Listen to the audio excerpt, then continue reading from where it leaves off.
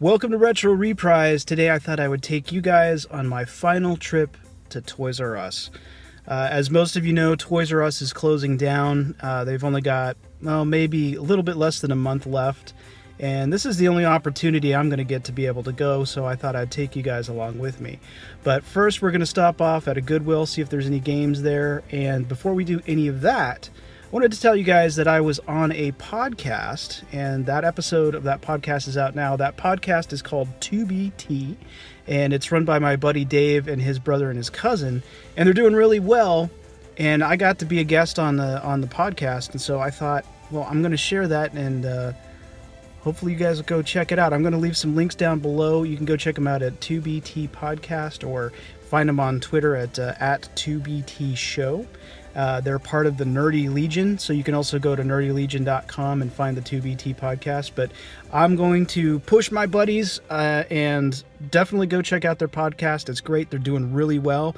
And I'm going to also include down below in the links the podcast that I was on, so go check that out. But it's time for us to head out, and let's go see if we can find some games.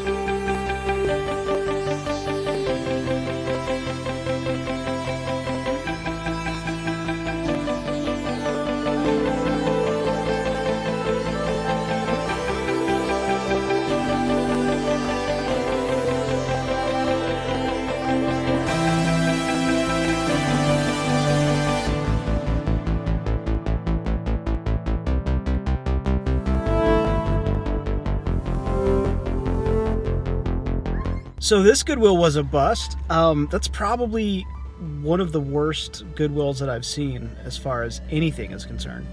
They had some like stereo stuff, but everything was like a mess, and it just wasn't very like organized at all.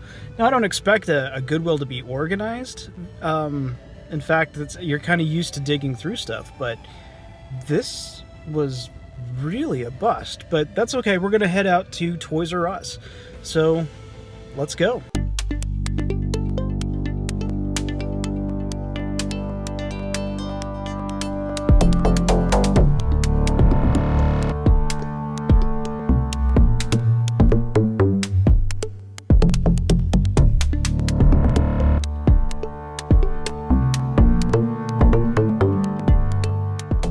So where I'm driving to, where I'm going to take you guys, is actually the childhood Toys R Us where I got my first Nintendo.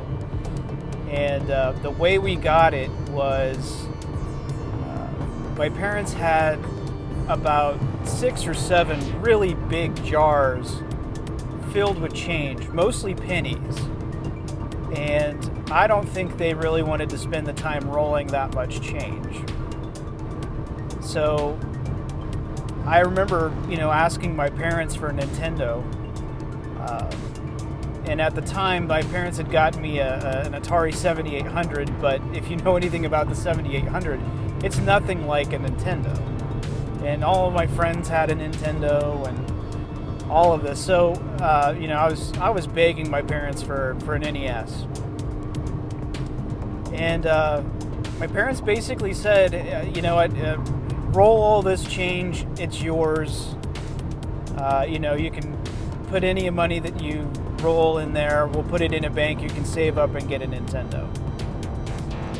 And so my sister and I got to work rolling pennies, predominantly pennies. And it took us about a week to get through all of these jars of change. Count out, 50 cents and roll them. And by the time that we were done, there was enough money put together to buy a Nintendo Entertainment System. So my parents took all the rolled pennies and, a little bit of dimes, a little bit of nickels, maybe a roll of quarters. And they took it to the bank and they cashed it out for paper cash. And we made plans for the next day to go to Toys R Us. I woke up the next morning, parents packed us up in the car, and we took off for this Toys R Us. Now, we lived in a different town, so it took almost an hour to get to where we're going. It's not going to take us that long on this trip. But I just remember being so jazzed to go to Toys R Us to pick up a Nintendo. We finally got there, and I had the layout of the store memorized. I knew exactly where the video game stuff was. And, we had to get somebody to go and open up the case to pull out a Nintendo, and I remember carrying this big box. It was the NES action set. And I remember taking that box up and putting it on the counter. My parents laying out the money and going and getting that Nintendo. And I remember being really, really happy and just super excited. And we got it home and I hooked it up. And, it came with Super Mario Brothers and Duck Hunt. And by this time, Nintendo NES had been out for a while.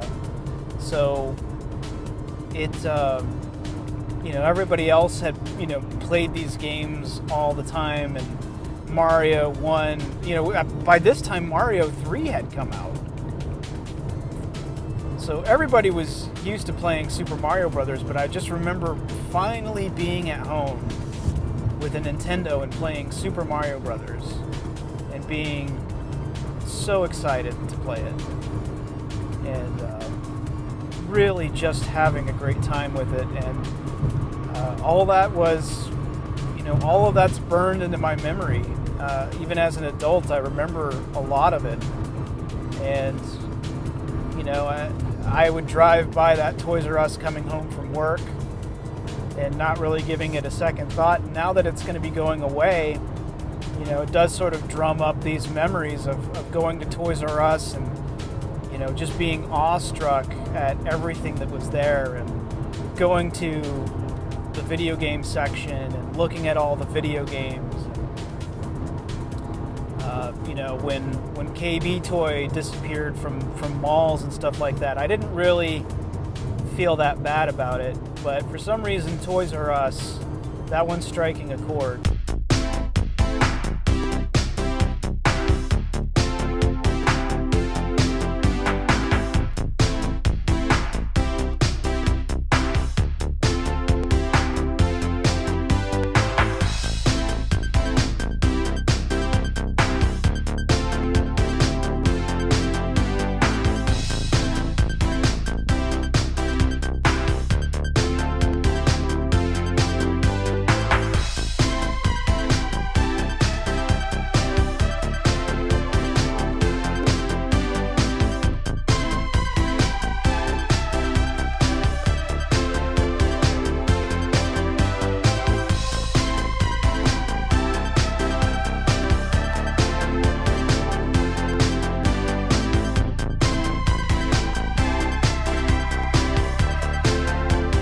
Alright, so that was our trip to Toys R Us. What did I pick up?